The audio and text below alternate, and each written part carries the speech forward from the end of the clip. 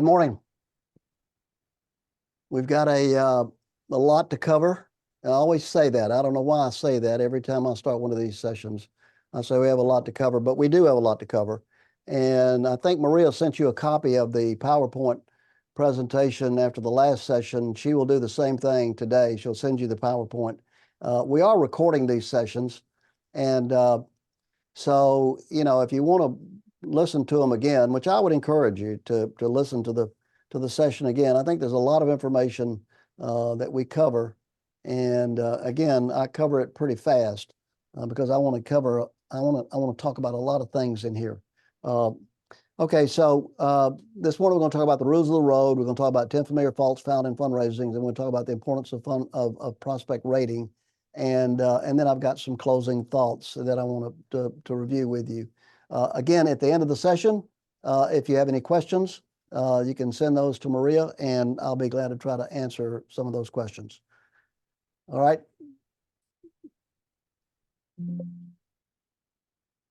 So let's talk about the 9 rules of the road that lead to success. Remember, I told you in maybe the first session, I've probably made more mistakes than anyone on this training session right now, times 10. But here's what I've done. I've learned from my mistakes. I've learned from those mistakes, and hopefully I can prevent you from making the same mistakes I've made. So that when you get to the fork in the road and you decide, well, which way do I go? Do I go left or go right? I said, well, I've been down that left road and it doesn't work. So let's go right. And this is the right way to go. All right, so let's talk about the 9 rules of the road. Number 1 is all for one, one for all. What do I mean by that? I mean that this is a business where everybody contributes, everybody plays a part in your success. This is not a one-man show. This is not an I business. Avoid that I word. Share your success with your staff and others who have been involved. Someone who may be the clerical person who puts together the proposal. You come back in after a solicitation and you're very high and you've got a pledge card signed and you're excited. But let other people get excited too.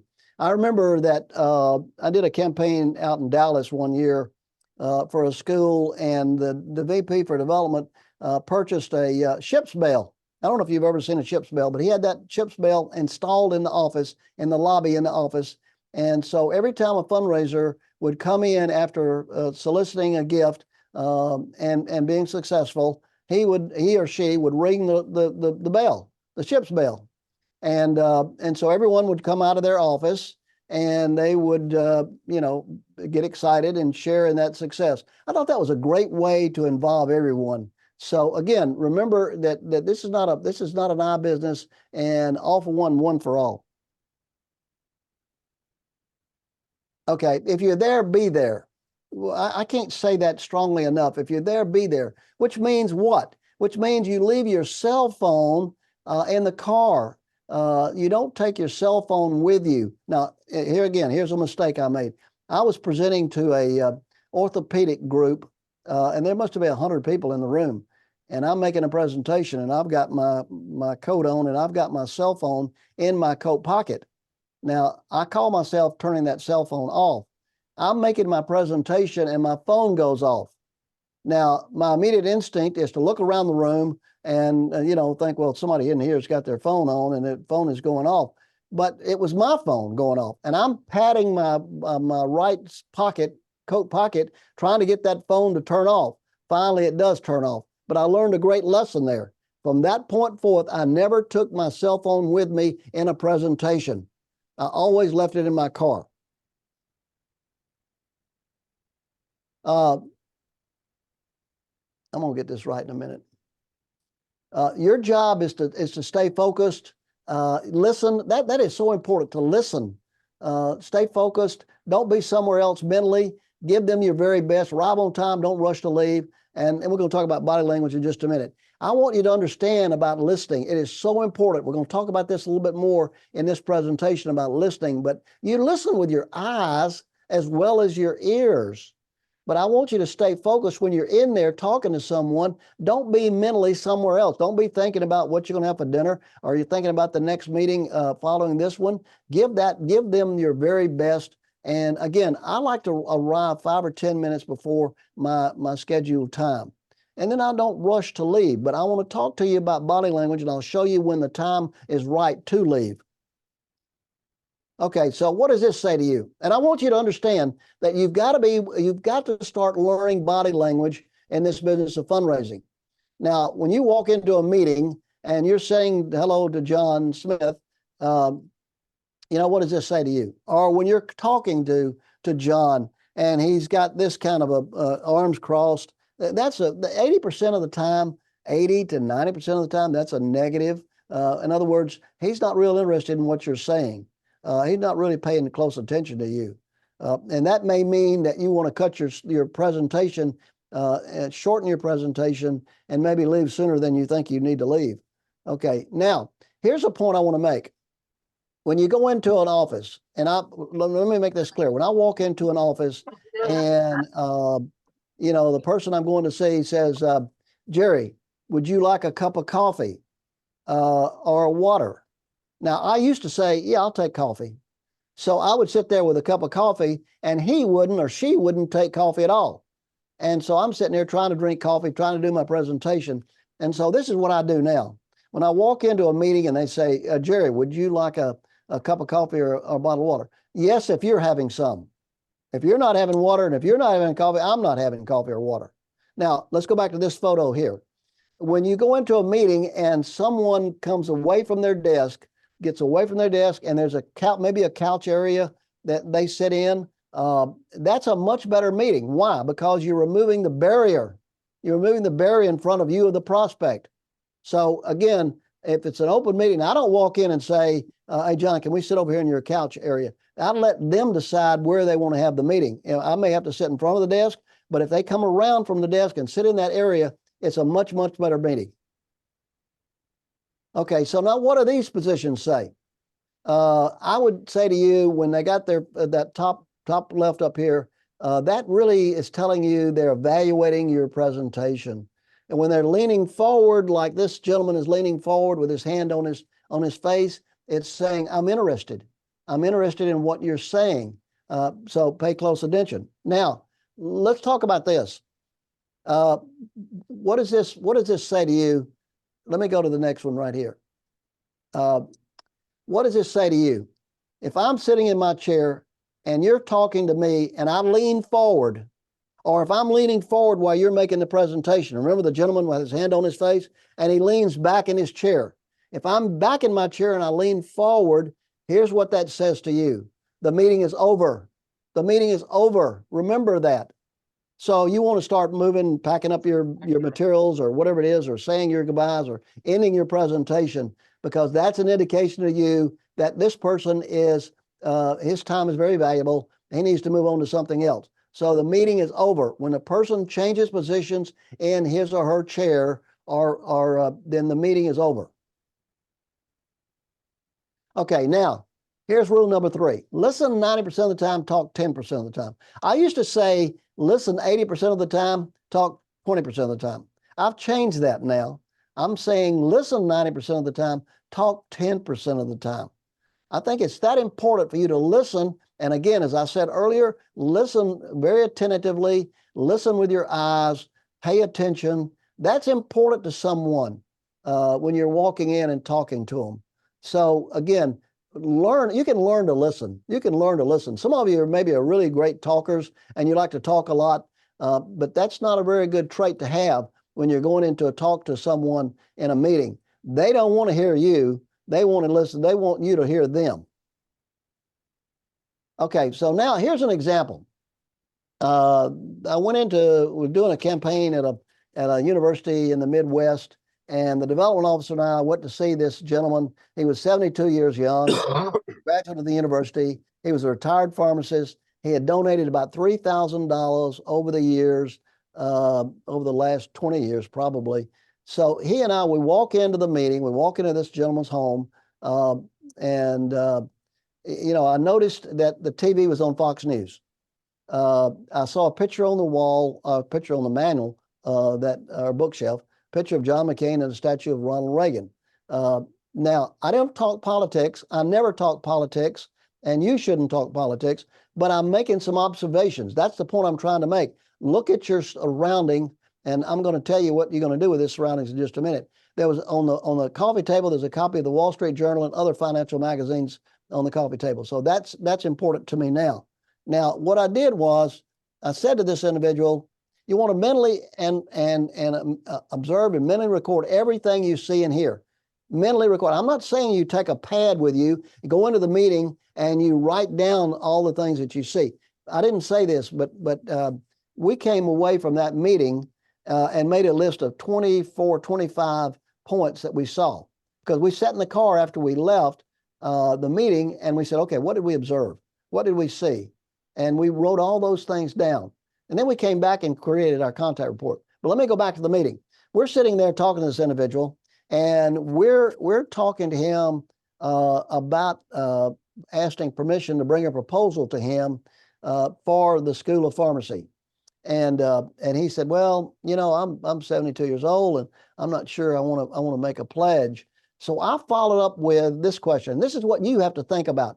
You think about, you go from point A to point B. I said to this gentleman, and he was a widower. His wife had passed away several years ago. I said, after your church and your children, have you ever considered putting the school in your estate plans?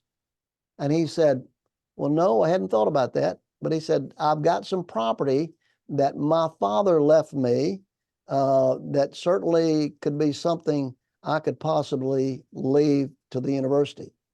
Now, and I said to him, because we had done our research. We knew his son lived in San Francisco. He had one son. And I said, do you think your son would be interested in that property? He said, no, matter of fact, we've had some conversations about it, and he's told me that he doesn't really want that property. So he said, that's something that I could possibly leave the university. We go back then and we fill out our contact report based on what we saw in the meeting. Now, one of the things we saw in that meeting, we saw there was a bottle of red wine sitting on the floor. I said, write that down. Write that down. Now, you're asking me, well, what does that mean, Jerry? What does seeing a bottle of wine on the floor mean? I don't know what it means, but I'm not leaving anything out. I'm recording everything that I saw. We walked out of the house. We walked through the garage. There was a car sitting in the garage, and we got in our car, and I said to the development officer, I said, what was the make of that car? He said, I don't know. I said, it was a Cadillac. So again, we're observing everything and mentally recording everything that we see and hear. And we get back to the school, and then we complete our contact report. Here's the end of the story. We actually made a presentation to him on behalf of the school and the campaign we were in, and asked him to put that property in his estate plans, which he did. And that property amounted to, when it was appraised, it amounted to $750,000.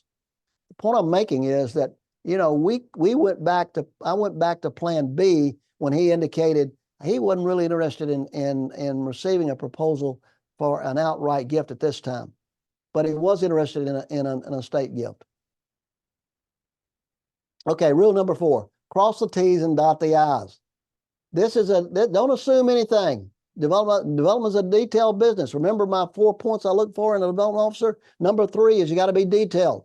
Check and recheck everything. Follow up and follow through. Follow up and follow through. Do what you say you're going to do sooner rather than later. Let me make a point about that. Someone says to you, Jerry, would you go back to the school and check on A, B, C, D, and E for me? Okay, if I can do that, if I have access to that, I go back to the school and do it immediately that day, or maybe the next day, but I do it immediately. Now, if there's something this individual asked me to do and I can't do it, I've got to go call someone else to get that information to give back to this gentleman or lady.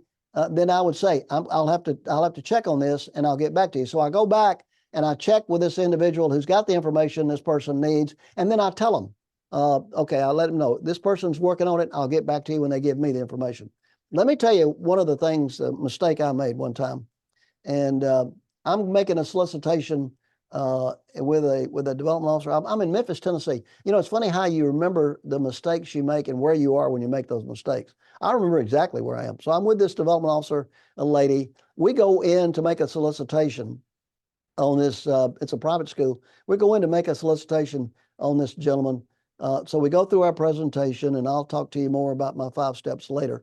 But we get to the ask amount, and I make the ask, and I say to the gentleman, you know, we'd like to ask you to consider a gift of $10,000 payable equal amounts of over a 3-year period of time. So anyway, that's what my ask was. We get back in the car, and we're sitting in the car, and this lady that's the development officer, she said, Jerry, you know, that's not the ask amount that was in the proposal that we presented to him. I said, what was it? She said 15,000. Oh, I assumed, and I didn't check, and I wasn't detailed enough to go look at that proposal. Now, I never make a solicitation. I never make a solicitation without looking at the solicitation proposal and looking at the dollar amount of that proposal. Never do I do that. So again, you learn from those mistakes, but in this case, I did. And the proposal said 15, and I asked for 10. Okay, now understand the life cycle of a continuous donor. Understand this because it's pretty simple. You got to do what? Number one, you have a preliminary meeting. What's a preliminary meeting? Preliminary meeting is a discovery meeting. You're trying to discover things, and we'll talk about that in a minute. You're trying to discover some information about that individual. But then step number 2 is you're going to make a solicitation. You're going to solicit this individual. Number 3 is after you solicit someone, you're going to follow up with them. Then after you follow up with them, you're going to get a commitment. Number 4. Number 5, you're going to thank people for that commitment. Number 6, you're going to steward them and thank them over and over again if you want to have a solicitation again. Now, here's the point I want to make. If steps 5 and 6 do not happen, then 7 will not happen. If you don't thank people and you don't steward them on their gift, then you won't get number 7 again. It's a life cycle where you start back over again. Now, remember this too. Here's a bullet point that's not here, is the first gift a person makes is typically their smallest gift. If you do stewardship and relationship building, the next time you make a solicitation, it typically is larger than that. So remember the life cycle of a continuous donor. All right, number 6, trust in a relationship is the key to securing private support. I cannot stress that enough. Trust is the number 1 reason people will give back to you. They trust you. Now, how do you build trust? You build it through a relationship. You build it with doing things we just talked about. You know, doing things sooner rather than later. All of those things are important. So remember that you got that person has to trust you if they're gonna give you their private support.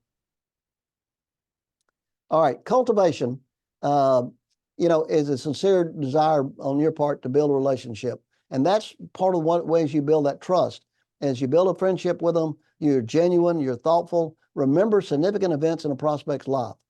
I remember that had a gentleman that his daughter was getting married, and it was about 2 hours when I was at Auburn. It was about 2 hours from Auburn, and he said, Jerry, she's getting married in a small church, but I certainly would like for you to come down to the event after the reception, after the wedding. And so I did. I drove 2 hours, went through the receiving line, congratulated the bride and groom, was there for 15 or 20 minutes, and got in my car and drove back to Auburn. Now, that gentleman, if he thanked me one time, he thanked me 5 times at least for making that effort to come down and to thank and to acknowledge that his daughter was getting married. Now, I'll tell you this too. There was a gentleman and his wife. Well, I'm not going to cover that right now. I'll cover it later because it's a little bit detailed. But I want to talk to you about this. This gentleman and his wife left $100 million to Notre Dame, and in an estate gift, with no restrictions. Well, I'll go ahead. I'll tell you and so they asked him a question. They said, "What are you looking for in a development officer? What are you looking for in a development officer?" He said, "Number 1, I want that development officer to know important dates in my lifetime, and so number 2 is don't ask me for a gift. Don't ask me for a gift. Now, we can talk more about that in a minute. And number three, don't take advantage of my friendship. And so in this particular case, he told a story about it. He said, you know, I'm working with the school, and they say to me, would you come in and would you host a dinner for some of our major prospects or major donors? And he said, yeah, I'll do that. He said, we hired a chef. They came in, and we had the major prospects, major donors there. He said, we raised $1 million at that dinner. He said, so they came back again the next year, and they said, would you do that dinner again? He said, yeah, I'll do it, but don't ask me again. I'll do it one more year. So he said, we hired another chef. We came in. He said, we raised almost $2 million at that dinner. He said, sure enough, they came back the third year and said, would you do it again? He said, no, I will not. So the point is, don't take advantage of your donors. Number 4 point, I had 4 points. Number 4 is they would like to receive handwritten notes from the development officer. Handwritten. Okay, all meetings should have an objective. This is so important. All meetings should have an objective. If I go with you, and I've gone with a lot of development officers on calls, first thing I will say to you, we get in the car, we're going to the meeting, I say, what's our objective? What's our objective? What are we trying to cover here? What are we trying to accomplish? So I always use this TAP, T-A-P-P, in terms of my objective. My objective is I'm trying to determine the right time to go back and make a solicitation. I'm trying to determine the right amount to ask for. I'm trying to determine the right project to put in front of that prospect. And I'm trying to determine the right person to take with me to make that solicitation. So those are the 4 rights I'm looking for. We can talk more in more detail about this, but you know, again, people have a question about how do I determine the right amount? A lot of times I will say to this individual I'm meeting with, we've had 5 gifts over $100,000, or we've had 10 gifts over $50,000. I'm using numbers from the campaign we're in now, so that I'm trying to get some kind of reaction or body language from that individual. And then the project, I'm using. You should have an elevator speech. I did an elevator speech I'm working with the University of Missouri Athletics, and we created an elevator speech for them. And then it's very short, takes less than a minute, but you need an elevator speech when you're talking about your project. They don't want to sit there and listen to you talk for 10 minutes or 15 minutes on your project. Let's say you got 4 or 5 projects you're trying to raise money for. So you're sitting there, and that person doesn't react one way or the other. Then you're going to ask the question, based on the 5 projects that I presented to you, which one of those, if you were inclined to give to the campaign or give to the major gift initiative, which one of those would you be interested in? Okay, so anyway, those are 2 areas, and we'll talk more about those in some of the sessions. But remember, you have to have an objective. Do I accomplish all my objectives? Do I accomplish my TAP in my first meeting or my second meeting? Sometimes no. Sometimes I never accomplish all of them. But I go into the meeting with my objective in mind when I go into the meeting. Okay, men and women are not alike in their giving. I'm not going to talk about men too much, but I want to talk about women. Women control 60% of the wealth in this country. Women control 60% of the wealth in this country. And so women want a relationship, not just recognition. So what's important to a woman? There are 3 things important to a woman when you're trying to solicit her for a gift. Relationship, relationship, relationship. You got to build a relationship with that woman before you go in and make that ask. Women are motivated by something highly personal. Anything that is personal to them will motivate them to give, and maybe give at a higher level. And then women want and need involvement before giving at any significant level. You get them involved. Remember, a basic principle that we've talked about or will talk about is to get people involved, they get committed, the dollars follow the commitment. So again, you want to make sure that they're involved, and then they'll give at a significant level. But you've also got to steward them, and you got to thank them, and you got to tell them the impact of their gift if you want them to give again. Okay, stewardship is not an option. That's so important. We talk about stewardship all the time. I used to think when I would talk to clients, and I'd say, you got to do stewardship. You got to steward this gift. They can make a gift, you got to steward it. And they'd say, yeah, we know that. But they didn't know it. They never did it. They never did the stewardship. Here's 5 touches. We think that every person that you get a gift from should be touched 5 times during the year. 5 times. Now, you can come up with your own touches. These are just some examples. deliver poinsettias. What does a poinsettia cost? $10. You deliver them personally to your donors. And I'm going to tell you, this is a very important thing to do because it impresses people that you take the time to deliver a poinsettia, not the cost. Send Thanksgiving cards, birthday cards. If you send birthday cards, remember this. You send them one time, you got to send them from now on. So I'm not as big on birthday cards as I am on Thanksgiving cards. Years ago when I started this business, I said, we're not going to send Christmas cards out because everybody gets a Christmas card. And so your card gets lost in the mail. I said, let's send Thanksgiving cards. And I started preaching that or talking about that to every one of the clients I work with. Now you'd be surprised how many Thanksgiving cards I get every year. Call a donor to say thank you. Now, how many people do that? I mean, they know you're trying to raise money, but just call them on the phone. And you may not get them on the phone, but you can leave a message. Hey, John, this is Jerry. I wanted to call and thank you for the impact your gift is having on our school. I appreciate everything you're doing for us. And hang up. You leave a message. That's important. And invite the donor to speak or at a class or a graduation or something. Invite him to a personal visit from the development officer. Certainly can be important. So you come up with your own 5 touches. Now, here's something we're working on. This is in the early stage. We're creating a stewardship automation program. And we'll let you know more about this as we work through it. But basically, it's a Tekler file. And I've been trying I'm working on this or thinking about this for a long time, where we put it in your system, and then it automatically tells you, and we can suggest the 5 touches, but it automatically tells you this is when you need to reach out to John Smith and his wife. And so, we can certainly keep you informed on this, but I think it will help you because it gives you some way to measure what you're doing and when you're going to do it. Because most development officers, I would say 90% development officers that I've worked with over the years, they don't do a very good job of stewardship. They don't steward very well. Okay, so now let's talk about the 10 familiar faults found in fundraisers. F. 10 familiar faults found in fundraisers. Now, I created this based on my experiences of over 40 years and working with a lot of different development officers. Number 1, fundraisers cultivate, and never close. So when you go in to see a prospect for the first time, you ought to be thinking about closing. You got to be thinking about closing. I had a development officer I worked with at the University of Georgia several years ago, and she said, Jerry, she said, I'm the queen of cultivation. She said, I can cultivate. She said, I can never close. So I wrote one of my books I wrote was Success is spelled with 3 C's. Contact, cultivate, and close.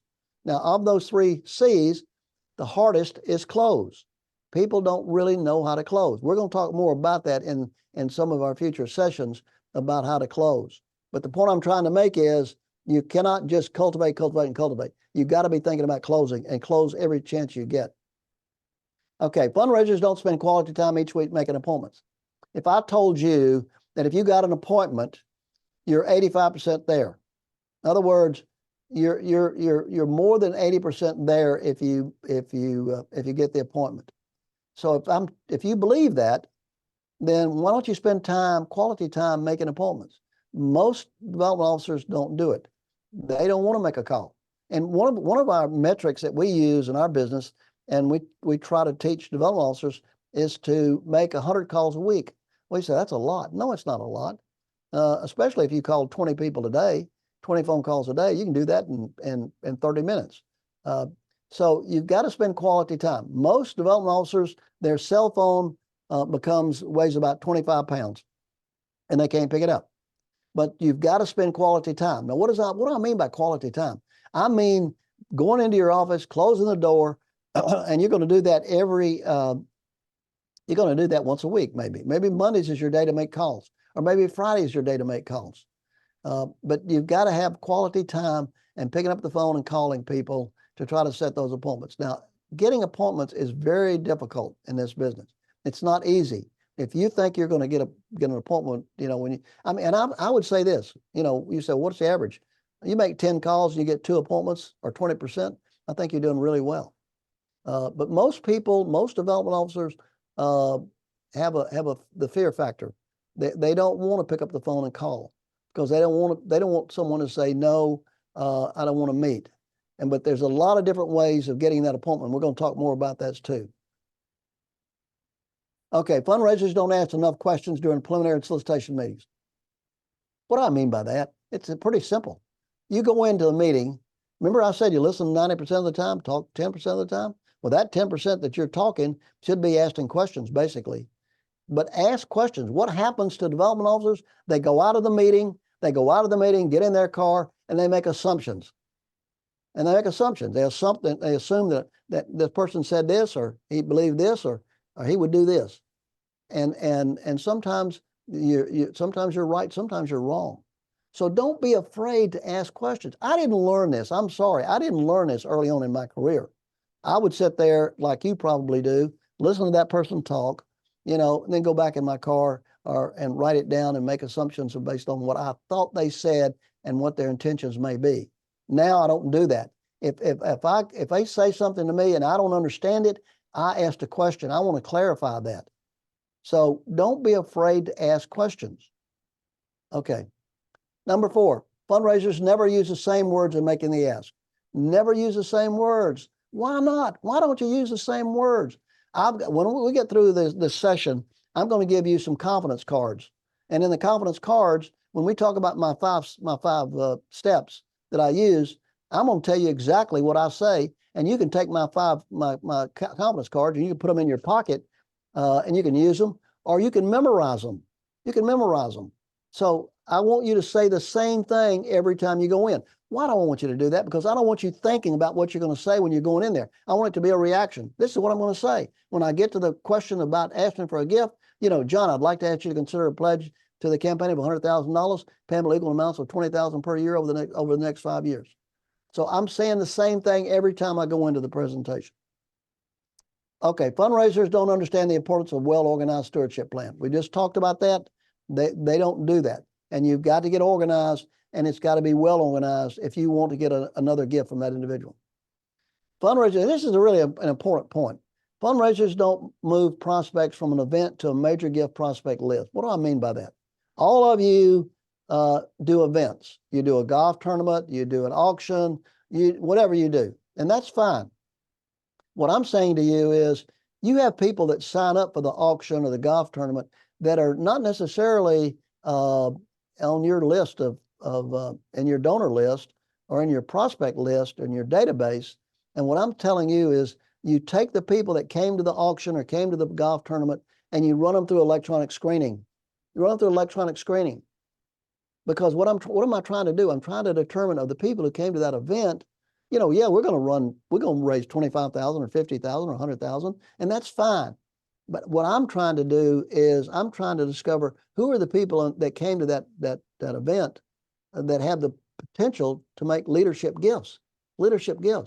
And the way I'm going to do that is do a prospect rating or a screening. I'm going to screen those people, and I'll come up with the top 10 maybe off of that list. Let's say you have 100 people, and you take the top 10, and some of them some of you don't know. Now, what I'm going to do as a development officer is I'm going to start working those 10. Does that mean that the next day or the next week or the next month, I'm going to go out and make a solicitation? No. What am I going to do? I'm going to start building a relationship with that individual. And hopefully at some point in time, I'm going to make a solicitation. So what I'm trying to tell you to do is you got to move your prospects from an event to a major gift prospect list. Okay, 7, fundraisers are reluctant to follow up and follow through after a solicitation. I don't know why.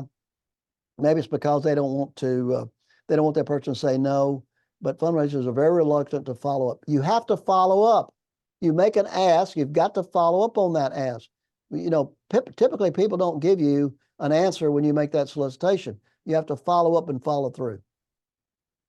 Okay, number 8, fundraisers have a job and not a career. I can tell you this is a much better profession if you have it, if you consider it as a career and not a job. Change your thinking here. Go from a job to a career. Fundraisers are always looking for a shortcut to success. There are no shortcuts. There are no shortcuts in this business. If you don't hear anything else I say today, think about that. There are no shortcuts. I'm talking to a school now where they want to take their top donors and they want to go solicit them. And I'm saying, okay, well, what are you going to ask them for? Well, we don't know. They're going to come up with a number, and they may not be right. They may not be right. They may not be wrong. But you've got to do this right. You got to do an assessment of your development staff. That's what I'm telling these people now. You got to do an assessment of your development staff. Then maybe do a feasibility study to determine who's out there and what dollar amounts they might give you, and then you make the solicitation. So there's no shortcut in terms of going out and asking that individual for a gift. We're going to talk a lot more about that in some of these presentations. Okay, fundraisers don't understand. This is a we business, not an I business. We've already talked about that. So let's talk about this real quick. Ask more questions. Use the same words every time you make solicitations. Always be thinking about closing on every visit. Spend 2 or 3 hours every week making appointments. Touch your prospects 5 times during the year. Always screen your events, your event list of attendees. Follow up sooner rather than later. Treat your position as a career. Makes a difference. There are no shortcuts. You can't take the elevator up to the top. And everybody in your organization plays a part in the organization's success. All right, now, this is important. The importance of prospect rating goes back to that ask amount that we talked about just a couple of minutes ago. So you take your donor list and you screen your current donors. I will screen up to 1,000 of your names pro bono. If you want me to screen those, you let Maria know. We'll screen them for you with no cost. So what prospect rating will do, it'll identify your new potential donors. It'll verify existing information regarding capability and inclination. Now, here's 2 words that are very important: capability and inclination. There could be a lot of high capability of people in your portfolio or in your database, but the inclination is low. What does that mean? That means that their capabilities up here, but they're not inclined to give. And so in this process that we're talking about, you've got to raise that inclination level up so it equals their capability. And when you do, you maximize their gift. So let's talk through this. Understand the difference between capability and inclination. Capability is their dollar capability. Inclination is their relationship to the organization. So, use preliminary meetings to set capability. Your staff can focus on inclination. And I'll talk about that on the next one. Prospect rating is looking for prospects that have gift capability. The staff can help determine the prospect's inclination to give. So remember those 2 differences: gift capability, inclination to give. Now, let me show you this. When we first started screening prospects, and I would get John Smith screened, and he'd come back at his gift capability was $100,000. So I would go ask John for $100,000. John was giving me 50 cents on the dollar. And I measured dollar response rate. That's one of the things we measure.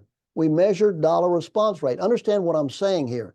When you go out and ask someone for a gift and they're close to the organization, like board members, people that are closely associated with the organization, people that are given to your organization, your dollar response rate ought to be 75, 80, 85%. You ought to be getting 85 cents on the dollar. Now, I was getting 50 cents on the dollar. So I said, there's something wrong here. When you're getting down to 50 cents on the dollar, and you're making solicitations on people that are closely associated with the organization, it says what? It says maybe you're asking for too much money. That's what it says to me. Maybe you're asking for too much money. So then I created this inclination rating scale. And I said, okay, I'm going to rate people on the inclination. And I started with a 5, 4, 3, 2, 1. Now, here's what I did. I did the inclination rating, and I said, okay, a 5 is they're very involved. Campaign contributor, participate in school functions. A 4 is annual contributor, some involvement. You can create your own inclination rating scale, but you can use the 5, 4, 3, 2, 1, because here's what happens, and this is really important. When I started doing this, when I started using the inclination rating, and somebody come in and they had $100,000 as gift capability, then if their inclination rating was a 5, which is 50%, I asked them for $50,000. You know what happened? My numbers went up. My dollar solicitation went up. I was getting now I'm getting 85, 90% on the dollar. So that's why it's important that you look at the inclination rating, not just gift capability. Inclination rating is so important.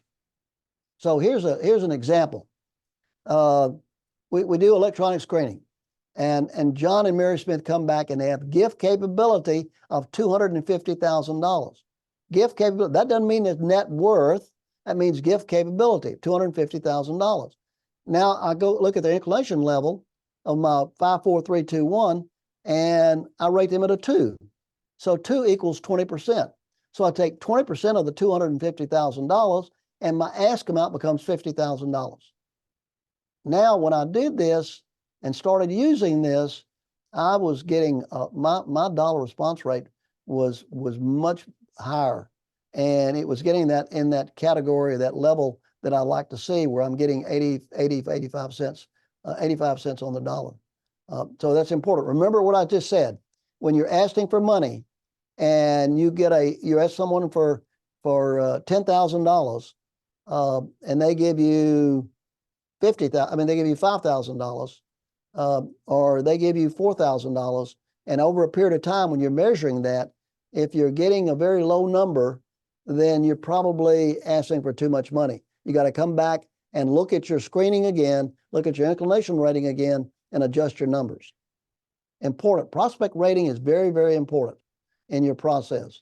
Now, we used to do prospect rating, and we would sit around a table, and we'd have 5 or 6 people that were knowledgeable, that we would say, okay, John Smith, what is John Smith? I used to say this, and I made a mistake about this too, so don't make the same mistake. I said, what will John Smith give to the campaign? Someone said, well, he can give whatever he wants to give. He can give whatever he wants to give. I quit saying that, and I started saying, what is John Smith capable of giving? That's a different phrase. What is he capable of giving? Not what can he give.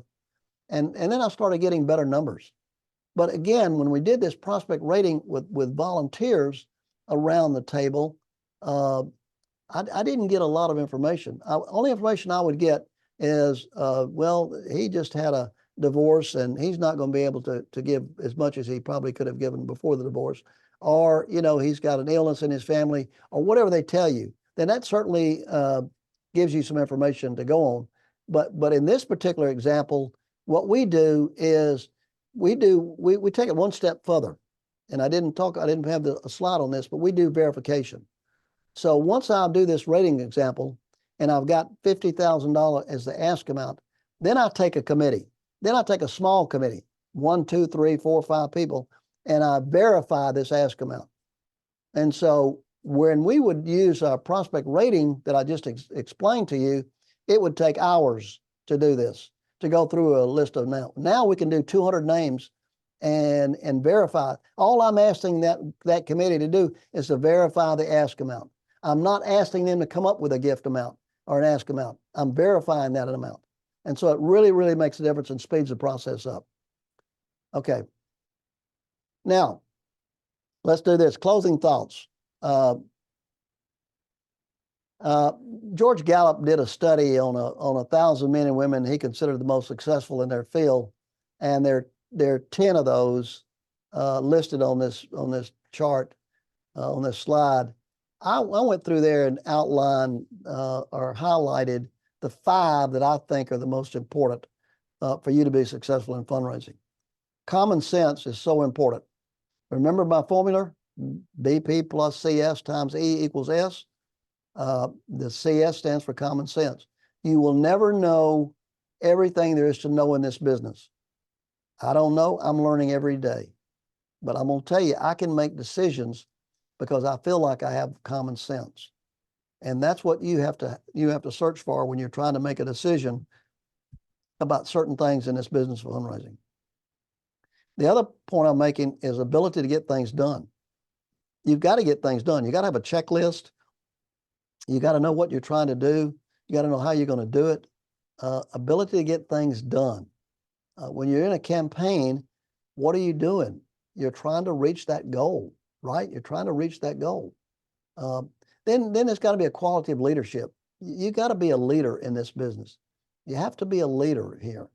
When you're in the business of fundraising and you're at a school, you know, the board or the head of school or the athletic director or whoever's over you is looking for your leadership, and you've got to provide that leadership, and that comes from having a sense of self-confidence over here.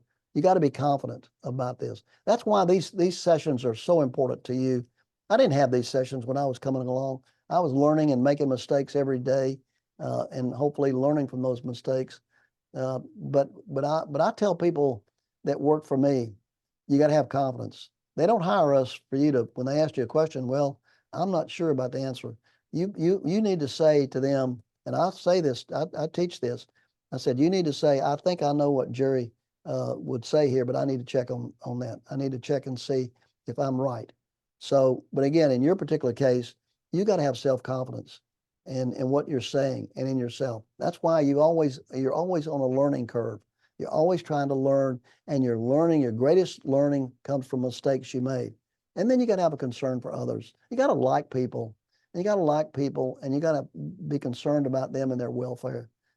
If you don't have that, then I'm not sure you can make it in this business. Then Will Rogers. Probably most of you don't know who Will Rogers is. If you fly into Oklahoma City, you'll fly into the Will Rogers Airport. Will Rogers was a humorist, but I think he breaks it down, and he says it's pretty simple. If you want to be successful, it's pretty simple. Number one, know what you're doing. Number two, love what you're doing. And number three, believe in what you're doing. Now, I can certainly say that I think I know what I'm doing. I have confidence in what I'm doing. I certainly love what I'm doing. I've been doing this for over 40 years, and I wouldn't do it if I didn't love it. And number three, believe in what you're doing. I certainly believe in what I'm doing. And I think hopefully that comes across with the people we work with. So those are the 3 points that Will Rogers said. And I think it's pretty simple. Okay. Any questions? I've written 3 books, and you certainly have a copy of those 3 books, or all 3 of them, or one of them, or any of them, if you'd like to read those. So we've covered a lot of information, and I've covered it pretty fast because I told you I talk fast, not knowing whether we'll be able to get through this in an hour or not. Maria will send you the PowerPoint.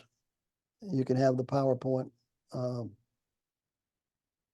And I would say, too, that you probably ought to maybe review this again. It was great. Thank you, Mr. Smith. You're welcome. You're welcome. Thank you, Mr. Jerry. Smith. Appreciate it. Yeah. Great as always. I mean, there's a question over here. I was just going to make a comment about your first comment. I was at that school that you worked at Jesuit Dallas about ringing the bell, and it really did help with morale to have everybody part of the gift. So that was a great example. Well, great. Thank you for mentioning that. Yeah, Yeah. good. And see, I'm glad you said that, because they think I make this up. All right, listen, I'm welcome any questions you might have. I'd be glad to try to answer those questions anytime when you think about it. Maria's going to send you the PowerPoint, and and if you want any of those books, you're certainly welcome to get those. I tell people, if you having trouble sleeping, then get a copy of my book and start reading it, and it puts you to sleep immediately.